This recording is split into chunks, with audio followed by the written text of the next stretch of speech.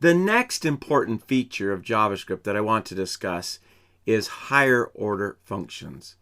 Now, before we jump into discussing higher order functions, let me first address the fact that functions in JavaScript are first class. Now, this simply means that functions are treated as values. So we can assign them to a variable. We've seen that. We can pass the function around because it is treated as a value. So how does this concept of first class relate to the concept of higher order functions? And why are the concepts necessary? Well, let's first take a look at a definition of higher order functions. So higher order functions are functions that operate on other functions by either taking them as arguments or returning them using the return statement. So the fact that JavaScript supports first-class functions makes it possible to create higher order functions. So the concept of first-class functions explained how functions are treated in JavaScript. The concept of higher order functions explains how we use them. The reason we use both of these concepts to discuss functions in JavaScript is it helps us to understand what is possible and therefore take advantage of the power of the JavaScript language. That is one of the huge strengths of JavaScript, the fact that functions are first class, and that because they are first class, we can create higher order functions. Higher order functions is a major concept in functional programming. Now, the most common application of higher order functions in JavaScript is the callback. There are several methods in JavaScript that allow us to pass a function that will be used as part of that method. Arrays are a great example. We'll use the sort method of arrays to illustrate that. So let me jump to Sublime and we'll look at a simple example. Here we have an array. It contains things: building, car, bicycle, automobile, tree, house. And then we are doing a sort on that array. Now, looking at the items in that array, will this sort correctly? Well, let's go ahead and find out. Let me open the console and I'll just display the things array. Sort actually does not create a new array when it sorts them. It sorts the array it acts on, and so it modifies that array as opposed to producing a new array. So if we look at the things array, we will see it sorted. However, notice how the sort is taking place. Uppercase letters, the B and the T are uppercase, are coming before lowercase letters. So it's not really in alphabetical order. So we're going to use the sort method to do a case-insensitive sort. And this particular application, though a little bit different, I have taken from David Flanagan's book, JavaScript: The Definitive Guide. Now,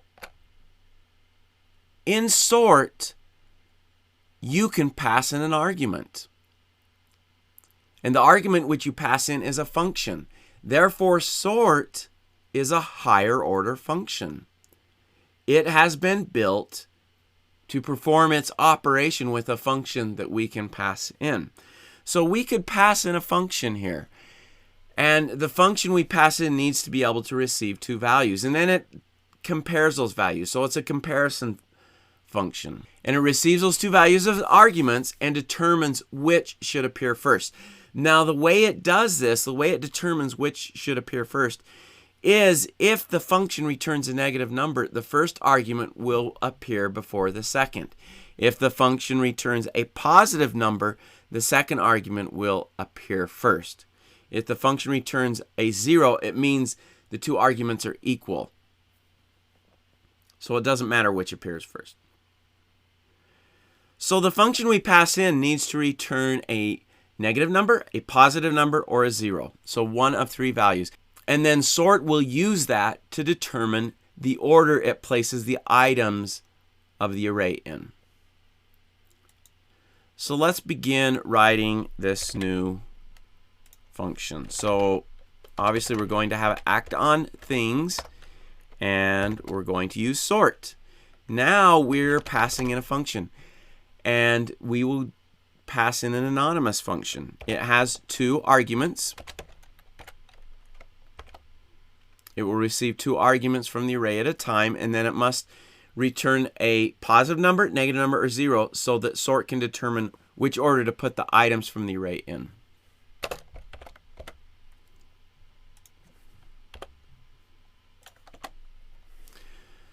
So let's look at how we'd create this. First, we're going to declare a couple of variables, and we'll just convert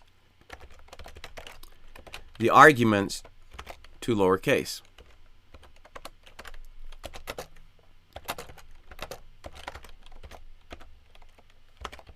All right, so we have converted the arguments to lowercase, so we'll now use x and y to determine which should come first. So if x is less than y, we will return a -1.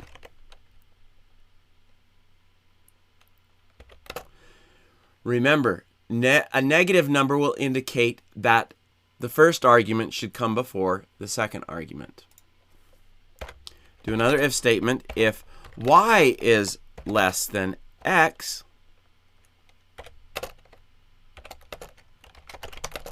we'll return a positive number. And finally, if none of those are the case, we'll return a 0, meaning they are equal to one another. So we have just used the concept of higher order functions. We were able to pass in a function, and the sort method will use that function in its computations. So it will use it to determine the sort order. So the concept of higher order functions was used to make this possible. Now let's save this and see how our sort works. Refresh, and then I'm going to display things again, and notice our sort is correct now. Automobile, bicycle, building, car, house, and tree.